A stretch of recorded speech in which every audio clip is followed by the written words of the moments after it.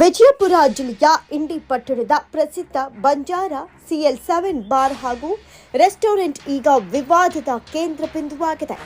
ಸರ್ಕಾರದ ನಿಯಮಗಳ ಪ್ರಕಾರ ಯಾವುದೇ ಮದ್ಯದ ಬಾಟಲಿಗಳ ಮೇಲೆ ಮುದ್ರಿತವಾಗಿರುವ MRP ದರಕ್ಕಿಂತ ₹1 ಕೂಡ ಹೆಚ್ಚು ಪಡೆಯುವಂತಿಲ್ಲ. ಆದರೆ ಈ ಬಂಜಾರ ಬಾರ್ನಲ್ಲಿ ಮಾತ್ರ ಕಾನೂನು ಯಾರಿಗೂ ಬೇಡವಾಗ್ಬಿಟ್ಟಿದೆ.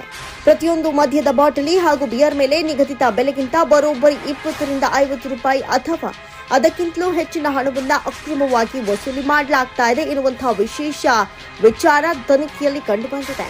ಇಷ್ಟೆಲ್ಲ ಬಹಿರಂಗವಾಗಿ ನಡೀತಾ ಇದ್ರು ನಮ್ಮ ಅಬಕಾರಿ ಇಲಾಖೆಯ ಅಧಿಕಾರಿಗಳು ಮಾತ್ರ ಕಣ್ಣಿಗೆ ಬಟ್ಟೆ ಕಟ್ಕೊಂಡು ಕೂತಿದ್ದಾರೆ. ಪ್ರತಿ ತಿಂಗಳು ಅಧಿಕಾರಿಗಳಿಗೆ ಮಾಮೂಲಿ ತಲುಪ್ತಾ ಇರುವುದರಿಂದಲೇ ಈ ಅಕ್ರಮ ದಂಧೆಗೆ ಮೌನ ಸಮ್ಮತಿ ಸಿಕ್ಕಿದೆಯಾ ಎನ್ನುವಂತಹ ಅನುಮಾನ ಸಾರ್ವಜನಿಕರಲ್ಲಿ ದಟ್ಟವಾಗಿದೆ. ಬಡವರ ಮಧ್ಯಮ ವರ್ಗದವರ ಜೇಬಿಗೆ ಕತ್ತರಿ ಹಾಕ್ತಾ ಇರುವ ಇಂತಹ ಬಾರ್ಗಳ ವಿರುದ್ಧ ಅಧಿಕಾರಿಗಳು ಯಾವಾಗ ಕ್ರಮ ಕೈಗೊಳ್ತಾರೆ ಕಾದು ನೋಡಬೇಕಿದೆ.